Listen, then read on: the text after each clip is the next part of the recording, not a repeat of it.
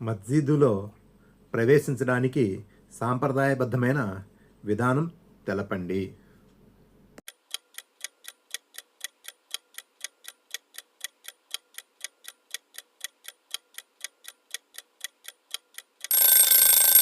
మసీదులో ప్రవేశించేటప్పుడు మొదట కుడికాలు పెట్టాలి.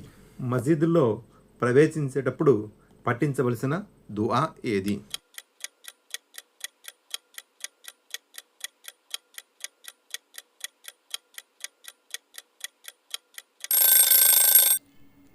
అల్లాహుమ్మ గ్ఫిర్లీ జునూబీ వఫతహ్లీ అబ్వాబ వరహ్మతిక్.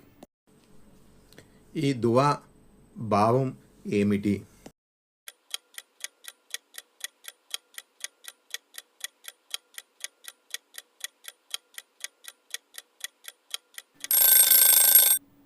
ఓ అల్లాహ్, నా పాపాలను మన్నించు, నా కోసం నీ కారుణ్య తలుపులను తెరిచి ఉంచు.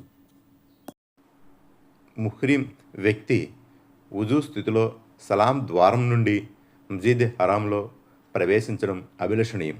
కాబాపై దృష్టి పడగానే ప్రవక్త సల్లల్లాహు అలైహి వసల్లం ఏమని ఉపదేశించారు?